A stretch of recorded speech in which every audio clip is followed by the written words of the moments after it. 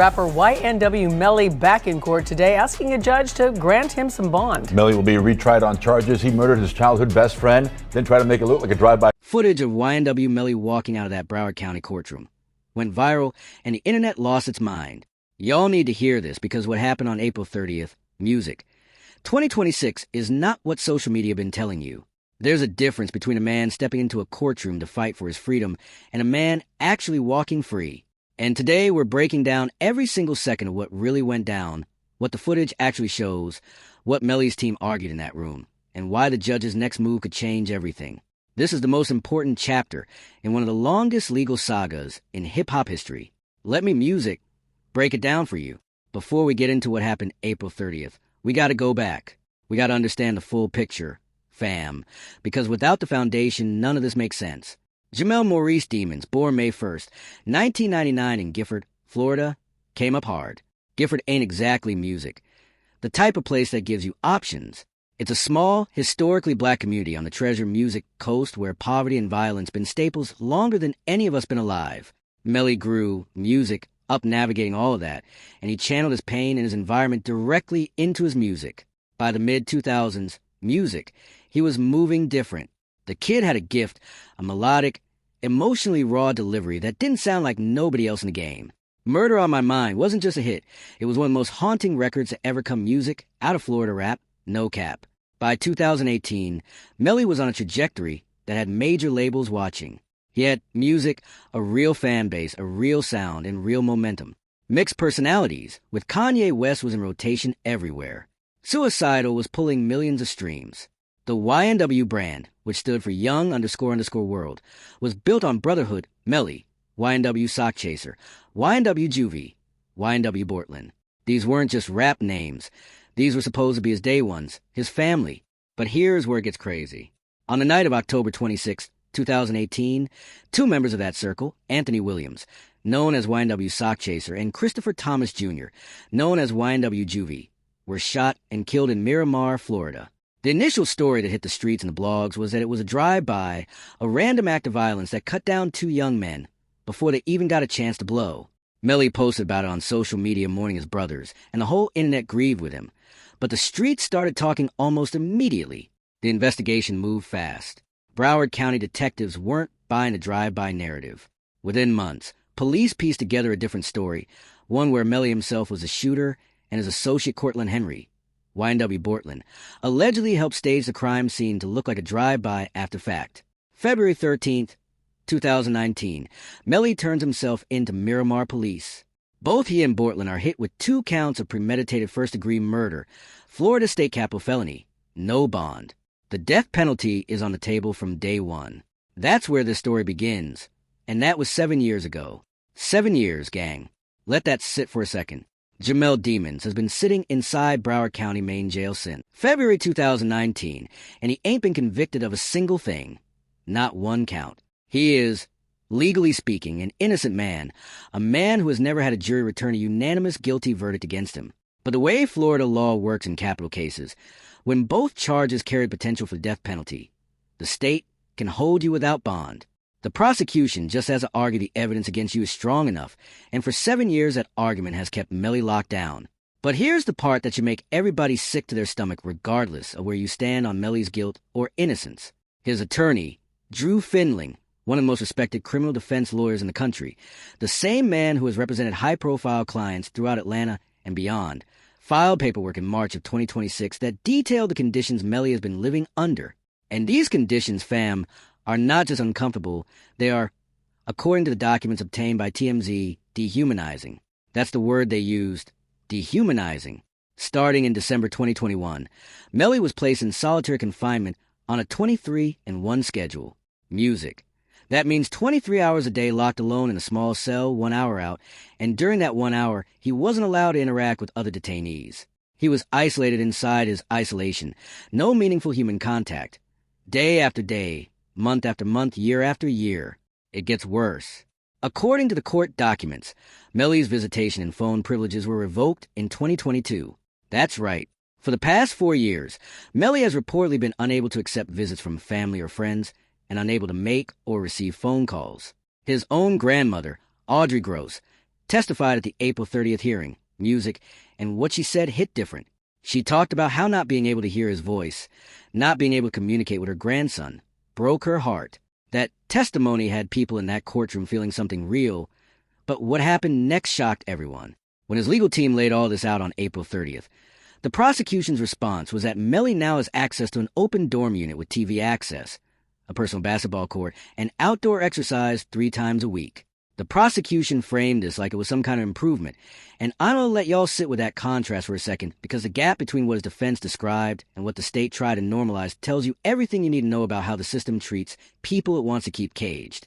Now, let me connect some dots here because this part is critical. June 2023. After years of delays, COVID postponements, pre-trial litigation, a mountain of evidentiary disputes, YNW Melly's first trial finally gets underway in Broward County Circuit Court before Judge John Murphy. The prosecution puts on their case. They have forensic evidence. They had witness testimony.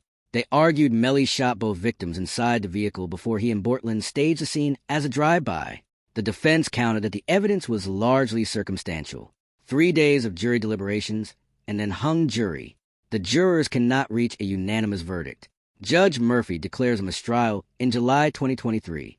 The prosecution announces they're going again. Now, here's where it gets really messy. During the first trial, additional allegations surfaced that Melly had attempted witness tampering, that he was trying to influence people who might testify against him. These accusations spawned a whole separate set of charges: tampering with a witness, directing the activities of a criminal gang, criminal solicitation to commit murder, and conspiracy to tamper with a witness on a capital felony. For a minute, it looked like Melly was drowning. He went from 2 murder charges to a stack of serious felonies that could have meant consecutive sentences stacking higher than the sky. The streets knew this was getting worse. Music, not better. But then, January 20th, 2026, one day before the retrial was originally scheduled to begin, Music, the state dropped all 4 of those additional charges. Gone. Just like that. Prosecutors didn't get into all their reasons publicly, but the reality is clear. The state's case had weakened. The witness tampering narrative fell apart. And now, heading into a retrial set for January 2027, the prosecution is working with what they had originally, 2 murder counts. That move, dropping those 4 charges, is what Music cracked the door open for the April 30th bond hearing. But that's just the beginning, though. Let me break something down that the mainstream media glossed over real quick. YNW Bortland Cortland Music Henry was Melly's co-defendant from day one. He was charged with the same double first-degree murder. He sat Music in that same legal storm for years, and in September 2025, Bortland took a deal. He pleaded no contest to accessory after the fact and witness tampering, Music, in exchange for the state dropping the first-degree murder charges against him. He's looking at 10 years. And now, think about that from a strategic standpoint. Fam, when a co-defendant accepts a plea, particularly one where the murder charges are dropped, it shifts the evidentiary landscape. The state no longer is Bortland Music as a potential witness against Melly in the same way. It changes the power dynamics of the prosecution's case. Drew Findling Music and the defense team absolutely, clear as throat, know this. That's part of why they went back to the judge in March 2026 Music and filed that bond motion referencing the emergence of additional evidence and arguing that continued pre-trial incarceration was unjustifiable. The streets knew something was moving. Melly's mom, Jamie Demons King, dropped a post on Instagram around this time. Just a few words, nothing elaborate, saying her son could be coming home soon. No details, no specifics, just that message. And it spread like wildfire. TikTok picked it up, Instagram ran with it, and suddenly a bond hearing got misread by half the internet as confirmed release date. That's where all the confusion started. Real recognized real. Let's be clear about what April 30th actually was. April 30th, 2026, 9:30 a.m. Broward County Courthouse, Judge Martin S. Fine presiding. This is the all-pending motions hearing, and the headline motion is an Arthur hearing request, which is a specific legal mechanism in Florida capital cases where a defendant pushes to be granted bond. Here's what an Arthur hearing actually is for the people who don't know. In Florida, if you're charged with capital felony, something that could... Why? Music, you don't automatically get bond.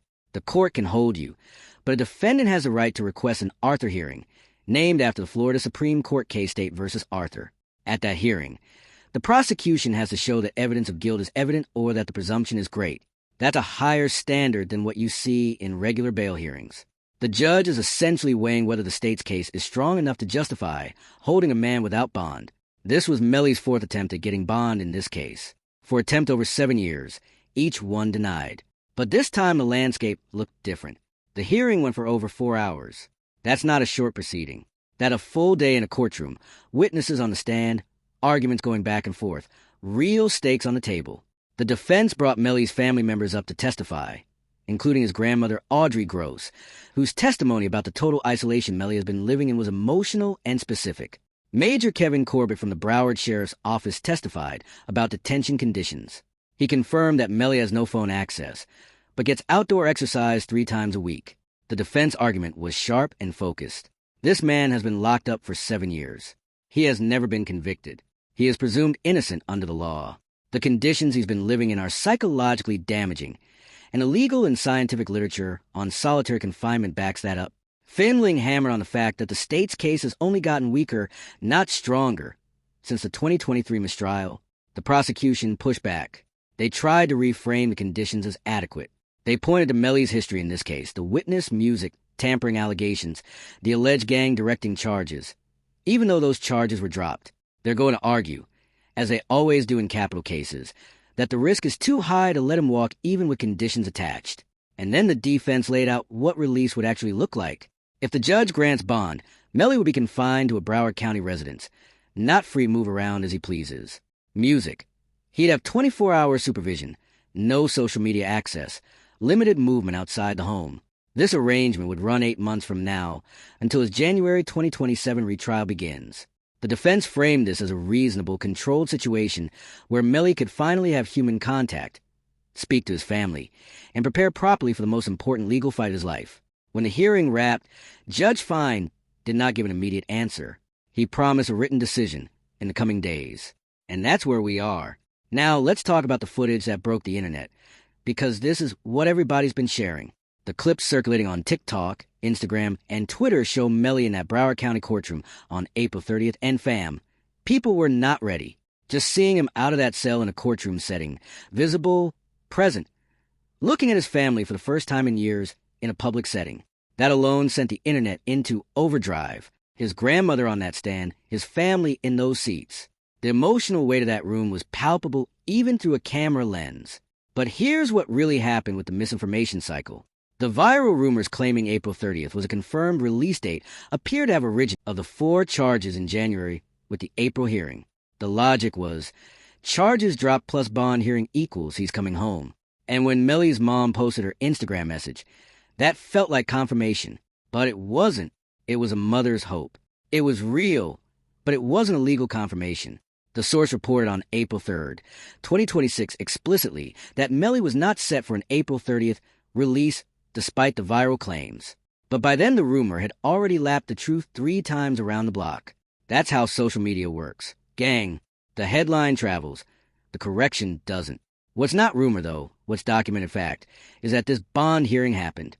It lasted over 4 hours. A judge heard real testimony, and a decision is now pending.